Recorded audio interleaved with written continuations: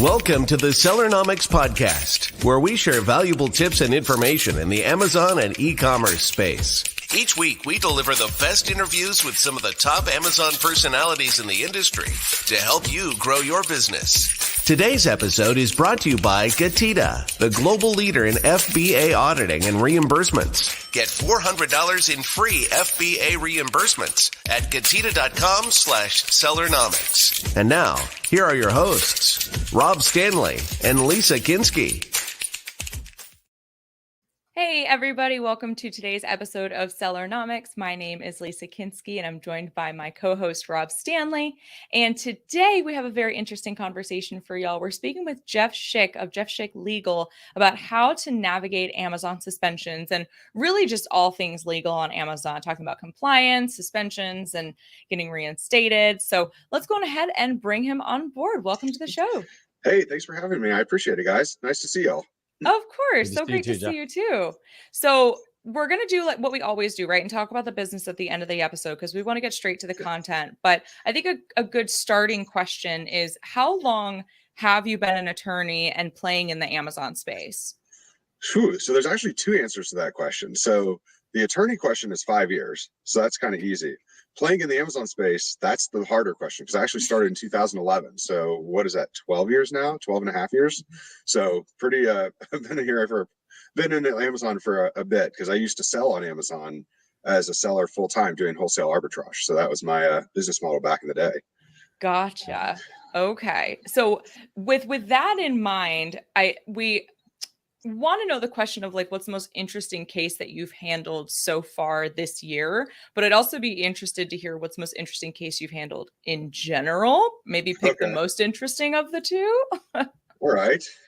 So most interesting case this year is it's one where Amazon actually told the seller that their attorneys actually told the seller that they had been suspended for a quote unquote, like abuse on the platform. And they were claimed to be abusing another seller, and it was not really true, but that's what Amazon was claiming.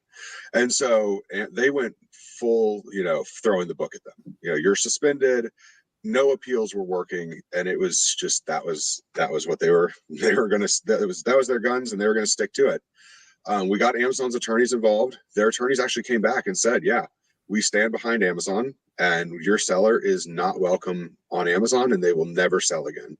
Oh my gosh. That was pretty harsh, and so I actually had to schedule a call with the seller to tell them this news. Obviously, it's not the news anyone wants to hear, that Amazon's attorneys have said that you'll never sell again. And so I told her, okay, book a call with me. She put it, we put a call on the schedule for like in a day or two. And I said, just, in case you feel like here's one more appeal to submit. And so expecting full well that it wouldn't work, but I just wanted to see, it's just, a different version on the appeal, different writing style. What would happen if we changed what we were saying and, try a different shot? And so, believe it or not, she calls me the next day at our scheduled time I'm like, so, I'm so sorry for the news that I'm about to deliver. She's like, well, what is that? I'm like, well, that that this issue with Amazon, we heard back from their attorneys. She's like, oh, but I got reinstated 10 minutes ago. Oh my gosh. And I was like, what, excuse me? And she goes, yeah, the appeal that you wrote worked. They reinstated me 10 minutes ago. So I'd say that was an interesting case in the sense that Amazon's attorneys were standing behind this seller performance rep that had marked up the account as a do not reinstate, and somebody else reviewed a new appeal from scratch and gave her a second chance. So wow. that was kind of an interesting case, I would have to say. Now, you asked about most interesting case ever. Ooh, there's a lot of them. One of them that I'm actually working on right now has to do with sellers engaging in abusive conduct towards consumers. And so one of the sellers that I work with is a whistleblower. And so that's been an interesting case that we're working on, where we exposed this massive fraud on Amazon, and they're currently investigating it. And actually they've been taking it extremely seriously. And so they're slowly but surely working through about 1,000 pages of case data that I sent to them, and slowly but surely taking ASINs and sellers off the platform for engaging in consumer abuse. So that's kind of an interesting one. That is crazy. And I like those two examples because they outline two different things that can get you suspended off Amazon. But what Right. I'm sure this is a grocery list long answer, but Okay. what can lead to a seller getting suspended? Really? Well, so interestingly enough, the number one thing that causes sellers to be suspended is a bot flagging a behavior. So they flag a pattern. Maybe you've got high review, like if you're a private label seller, you might have a lot of returns on a product or negative experiences, NCX experience, negative customer experience. That flags for a human then to review the account. Um, Alternatively, sometimes sellers create their own problem. So, like, I had a seller this week. She reached out to me. She said a buyer accused me of being a bully in my messages and wrote me a 1-star review saying that I was rude to her. I need to get that off the account. And I, having worked with this seller for a good bit of time, understand that some of her messages are quite condescending. so, um, so to put it mildly would be a way to say it. So, I actually called her and I was like, "Hey, I think you should leave that 1-star review and just learn from it." And she goes, "What do you mean? I need this off my account. I don't want this reputation." I said, "If you try to fight this, they're going to read all of your messages, and if they think that you were rude to the buyer, you might change this from a 1-star review to an account suspension for being abusive towards a buyer." So I would let it go. I would. This is not the hill to die on. This is one that you chalk it up. That you got a 1-star review, move on. It's Yeah. one review. Yeah. Jeff, you brought up a good point, and I'm kind of curious, like when Amazon sellers do get suspended or notice of suspension, Yeah. what is the best way for them to handle that? And, what have you seen that seems to work? Do they do nothing, contact you? What, is there something they can do themselves? Fill in a little bit. Yeah, so I would say there's kind of like a 3-step process. The first step is read what you're being accused of. Half the time, sellers I talk to don't do that. And it's actually really important to know, like, okay, I'm being accused of doing this behavior. Actually figure out what they're accusing you of. It's really crucial. Then you go from there is to then really think about it and say, okay, because everyone's gut reaction is, I didn't do that. I wasn't rude to a buyer. But look back and say, like, is there an alternate theory? Maybe I was rude to a buyer. Maybe I wasn't quite so perfect. And think about what are some of my behaviors that may have contributed to this notice. For instance, I have a seller that was accused of selling counterfeit products. When we started asking where he bought them from a vendor in China, and they're branded products from retail, online arbitrage products. There's probably could be something there that you buy. These products probably might not be authentic. So, we have to step back and sort of say, well, what could I have done that contributed to this? And then once you have those questions answered, that's when you can really start to write an effective appeal. And either you write it yourself or you get professional help. I mean, certain types of appeals, it makes sense to get professional help from the start. Like if you're being accused of selling counterfeit goods, or like we've had a couple sellers get suspended for selling stolen goods this year. Wow. That's actually another interesting case to talk about, it brings a whole another dimension. But those are examples you want to really think carefully about what you say, because like in the stolen goods case, that's actually being investigated by both Amazon and the California Highway Patrol. So CHP is involved. And so what you say could have adverse impacts against you in a real court of law and not just an Amazon appeals process. And then of course to get professional help if you need to. Some appeals people can do themselves. Like, all right, for instance, you're being accused of shipping products late. You had COVID. You didn't ship products on time. You didn't have any system in place for someone to help ship your products on time for your merchant fulfilled orders. Well, that one's probably pretty self-explanatory. I had COVID. I didn't have backup systems. Now I've got backup systems. It's really what they're looking for. In a couple more sentences. Jeff, a quick follow-up question to that. So kind of going on that example of the stolen good type thing, is there anything that a retail arbitrage person or Amazon, or especially retail arbitrage, can do? Let's say you're at a flea market or your garage sale and you see something and it's brand new in the package, still got the label on it. Should you be getting the person's information or just don't buy it? What's your thoughts on that? So if you're at a flea market or a garage sale or a Goodwill or any sort of thrift store, that is a great place to buy items for Facebook Marketplace, but not for Amazon. So that's like the first thing where people get in trouble because they buy it and they're like, oh, it's brand new, so I should just sell it on Amazon. But if Amazon asks you for proof of authenticity, you don't have it. You have no way to prove that what you bought was authentic. And, I think Ashlyn Haddon, of course, like everyone does. She and I actually went shopping in Hong Kong, down one of those little side streets. And it was funny because you may have heard the story about how I got my fake Breitling watch, but we walk in there and the guy was like, hey, I've got real Breitlings. And I'm like, oh, how much are they? $100. Ashlyn's like, he'll take it for 50. The guy was like, sold. And so I have this $50 Breitling watch that actually, when you pull up all the tests for it, that reflects the light in the proper angle, like everything shows up in blue, all this different stuff. It passes all the tests. It may have been made in the same factory, who knows? But it just goes to show, it's like it alongside a real Breitling would look completely real, but it's not real. And that's the risk that people run when you buy products at like a thrift store, because it might look legitimate and it's completely fake and you just don't know. So just not worth it, basically.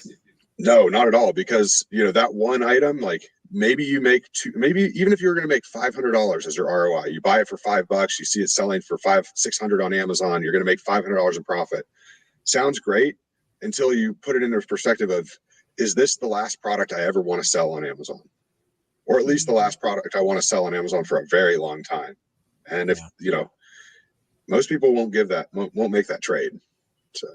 So you mentioned before that there's certain suspensions and circumstances where sellers can kind of advocate for themselves, right? Yeah. At what point in time do they need to get an attorney involved? What's kind of like points A, B, C? If you match these, you've got to get some sort of representation. If it has to do with intellectual property, I'm always a big advocate for getting an attorney involved right from the start. So a case that I had last year really demonstrates why this is important. It was a private label product that they were accused of infringement, and they got suspended on Amazon. They first the ASIN was suspended, and then Amazon suspended their account. They, instead of hiring an attorney, they went to an appeal service and hired somebody to write an appeal for them. Fine, makes sense, because that's what most sellers would do. Except the person writing the appeal didn't understand intellectual property law at all. So they're writing an appeal saying this product is not infringing. It should be, the seller should be allowed to sell on Amazon. They hit all the bullet points that Amazon needed to hear to reinstate the product. And the product gets reinstated and the account gets reinstated. Sounds fine, right? No one sees a problem yet. The brand goes and files another IP against the seller. When they see that this happens, again, seller submits the same appeal as before, product gets put back online. 2 days before Christmas, the seller reaches out to me because they said, I was just served with a federal lawsuit and I'm being sued for $150,000. And because of trademark infringement, what do I need to do to make this go away? Can I just write an apology email? I'm like, you're past that point now. And when you read the 100-page case filing that included copies of their appeals submitted to Amazon, it became really apparent that there probably was an element of infringement. And so, of course, we took on the case, we defended the seller, ultimately reached a settlement, but that cost them a lot of money. And if they would have reached out to us first, instead of just appealing with Amazon, we would have looked at it from the perspective of, wait, we're not talking about Amazon. We need to get to the root cause of the intellectual property allegation. And we would have told them from the start, hey, there's a problem here, and you need to change this product before you ever even consider selling it again. And instead, they just kept, they went in from the infringement category to the willful infringement category, because after that first IP claim, every sale that they made from that point forward was willful infringement. And were subject to enhanced damages. So, and wow. So they all ended up settling with the brand for almost 6 figures. And it was an expensive lesson that they could have avoided. Probably would have settled for zero if they would have gotten proper legal advice on how to handle an intellectual property claim. Yeah, for sure. We're going to take a quick break here from our sponsor, but when we come back, I want to talk to you about where to find an attorney to help with these types of claims. So we'll be right back. Today's episode is brought to you by GETIDA, the global leader in FBA auditing and reimbursements. Get $400 in free FBA reimbursements at getida.com/Sellernomics. All right, you guys, be sure to head over to getida.com/Sellernomics for that first 400 and FBA reimbursements free. We are back with Jeff Schick. So, Jeff, like you just mentioned in that case where the seller was facing an infringement, situation, a case, and they went to an appeals service, and they really should have started with an attorney. Right. You can find any kind of profession, I'm putting air quotes around this, on like Fiverr and any of these other like online marketplaces, right? Right. Is that, I'm sure the answer is no, but is it advisable to get an Amazon attorney off of somewhere like Fiverr where there's freelancers, or is there a benefit to having someone based in your country of origin, either where you live or the store is based? So American law is very different from every other country. So where people run into issues, because I've had a couple sellers come to me lately and they're like, oh, I hired this attorney off of Fiverr who's in Pakistan, which is great if they're an attorney in Pakistan, but we're selling on Amazon in the United States. So nothing that they tell you about the law is relevant. I mean, they might have an idea, for instance, if a seller comes to me and says, I don't understand this European Union regulation, I can read it and probably figure out what it's saying because I have enough experience as an attorney. But I would always preface it with, this is my interpretation as an American lawyer. I'm not licensed in the European Union, so you need to find somebody in the EU to give you an actual legal opinion on this. But this is just me reading it alongside you and how I would interpret it. The problem is that most of the Fiverr attorneys that are based in like Ukraine, or even if they're in France or the United Kingdom or Pakistan or India, they're not giving that disclaimer. They're telling sellers, I'm an attorney and I can help you. And then they're telling them like, oh, this American law means this. And it's like, well, maybe not. And they're not putting any research into why they're having that opinion. So having an attorney that's in the United States is important, or at least licensed in the United States. Like, for instance, Yael Kabili, everyone knows her. She's actually licensed in New York. So even though she lives in Israel and has her office in Israel, she's licensed in New York. So she has that understanding of American law. Whereas somebody else that's in Israel that's not licensed in New York would have no value of what they could add because they're not licensed in the United States. So, right. Is there any, in situations where a seller may have used a internationally based attorney off of Fiverr and they did follow their advice and it ended up getting them suspended, store completely closed down, whatever, is there any recourse that seller can take against that attorney for following that bad advice, or no? Not really, because you wouldn't be able to. So like in the United States, we have malpractice laws. And so you could go after a lawyer's malpractice insurance policy in the US. In most foreign countries, they don't have that same scheme. Like you can't necessarily go after a foreign attorney, or it's kind of even if you do go after them, what are you collecting against? Because if they're the type of attorney that's charging people $50 for a 1-hour consult, how much assets are there really going to be that you're going to be collecting against? And so that becomes part of the problem too. Yeah, wow, absolutely. Jeff, I want to get your opinion on a little bit when it comes to AI and legal advice. So there is some AI services out there that are allegedly can give you legal advice. And then, of course, I want to throw Chat GPT in there. We've heard that Chat GPT passed the bar allegedly, or AI did. And, so how is that kind of, how are you seeing that affect sellers, both positive, negatively, and how's it affecting your business, and what's some advice on that? So we haven't had any effect on our business so far, because a lot of the advice that we give sellers is very fact driven and specific to their situation. So we don't have any real boilerplate, like canned responses that we give for a majority of the stuff that we do. So AI has not had too much of an effect on us. I'd say, it can be helpful. In fact, like for instance, I had a seller come to me, they were in Canada and they wanted help understanding a regulation that had to do with the Health Canada regulatory agency. So they typed it into ChatGPT and it gave them a whole bunch of links to look at. And I clicked on all the links and it was valid. Like it was good. It was good as a starting tool to then go and read the laws for themselves. But it wouldn't, like, I wouldn't, for instance, have like, if they were to say, does my product comply with Health Canada regulation, blah, blah, blah, I wouldn't rely on that, because it's not going to be able to make a determination. Like, it might have an idea, but I would still always tell a seller, like, hey, why don't you get someone who works on Health Canada cases every day and let them tell you that, because it's worth it to pay them $500 and have somebody to sue if they get it wrong. Yeah.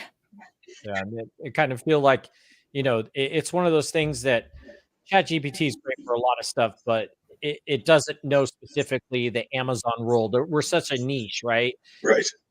Yourself, you've come from selling and on Amazon, you understand the sellers, you understand the legal side of it.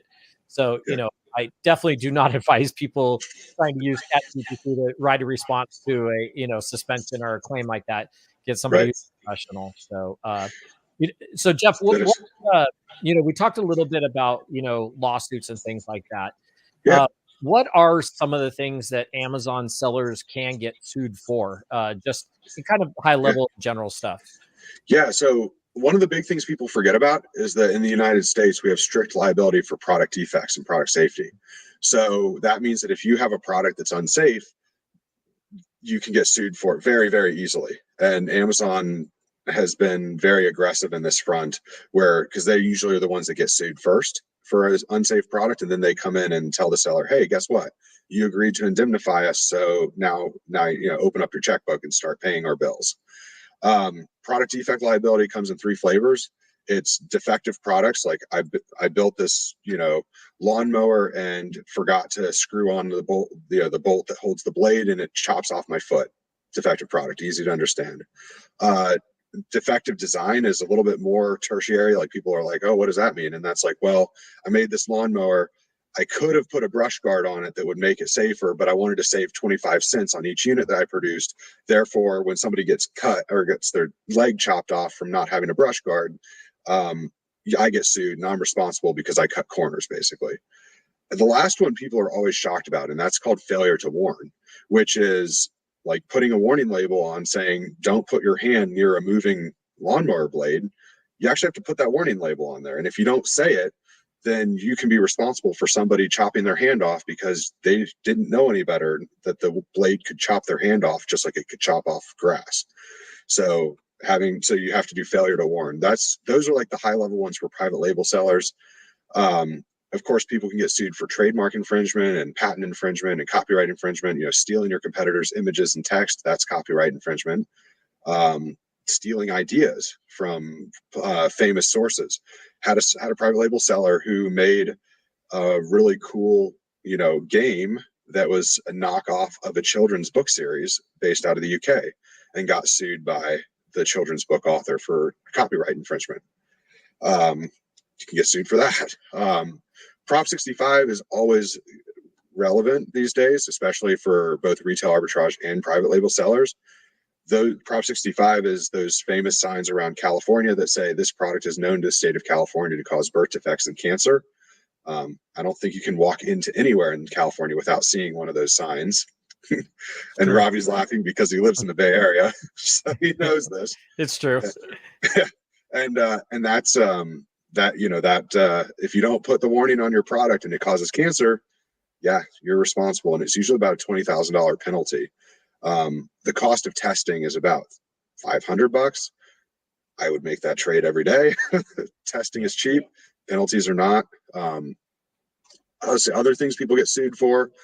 Those are kind of the high level ones. There's of course going to be we've had a whole bunch of like little weird cases as well, like people doing online arbitrage that bought counterfeit products. Had 3 of those cases come in last week that we're working on. So oh wow.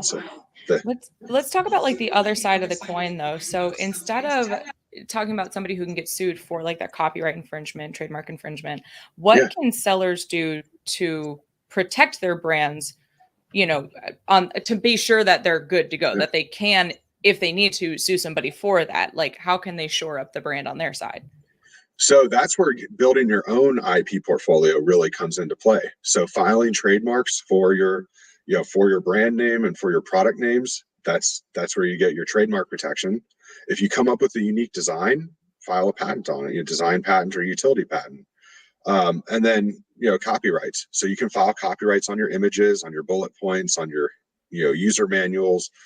Some people, like I have one of my clients, they came up with a really cool like how-to guide on how to use different sports nutrition supplements that they sell alongside their supplements. And I was like, copyright it, because one of these other sellers is going to knock this off. And when they do, you'll be able to go after them for the damages because they stole your book, and it's worth, costs $65 to copyright it. You can do it yourself at copyright.gov. Why not? It's cheap. It's a cheap form of protection. So that's awesome. Yeah.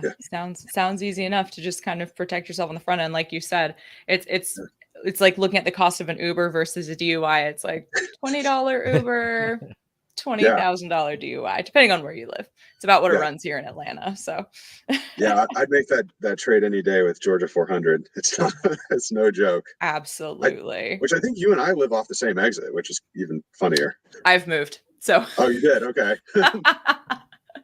But that's off topic. What as we come up on time here, Jeff, what's something that we haven't covered yet that you feel is really important for sellers to know as far as maybe navigating suspensions, protecting their brand, responding to suspensions? What's something that's really important? So I would say one thing that sellers tend to get wrong with suspensions is they say time is of the essence. I need to get this done today. They don't take the time to figure out why they're suspended and what went wrong. And so they rush into this process, and you only get a limited number of appeals before you get sort of denigrated within Amazon's rankings, where they're just kind of like, oh, he's appealing again. We'll get to that when we get to it. So you really want to make sure that your first appeal is you're putting your best foot forward. Things you don't want to do. You never want to send them an email, I'm working on this and I'll get to this soon. That's a failure. Automatic denial. Or I'm so sorry that this happened, it won't happen again. Automatic failure. So you want to take your time, give them the information they're requesting, nothing more and nothing less. And if you don't know what that is, that's when you should hire somebody, not after you've sent in, I had someone hire us after they sent in 17 appeals. And we ultimately got their account back, but we had to go through Amazon's attorneys, because once you have 17 appeals failed at the lower level, even the best appeal at that lower level is probably going to get rejected, because the person reading it, they see 17 failures ahead of them. So they don't want to say, well, they don't want to, it starts to be this sort of like group think. Well, if 17 other people have said this person shouldn't sell, do I want to be the 18th person that says they do and get it wrong and lose my job? No, they're just going to hit deny. So that's, you want to put your best foot forward. We also don't want to put like 35 feet forward either. So yeah, that's a good point. 17 appeals. You're just digging your hole deeper, man. That's too much. Right. And like I had one case once, the seller sent me 7 appeals that they submitted. They'd hired a service in Pakistan to do it. And they were 7. It's actually funny. One of the appeals that he submitted was one that I'd written for another seller. And I'm like, I don't know how you got this, but that's interesting. But it had absolutely nothing to do with the case at hand. So I was like, well, I'm glad that you're admitting to selling used products, because this case has nothing to do with used products. So, and then all 7 appeals were about different offenses that he was admitting. And I think they were all written truthfully by other people that are in the space, either myself or other attorneys. And they were all about different topics. And by the time I got to it, I was like, well, none of these actually covered why you were suspended in the first place. And then we wrote one appeal and actually got him reinstated.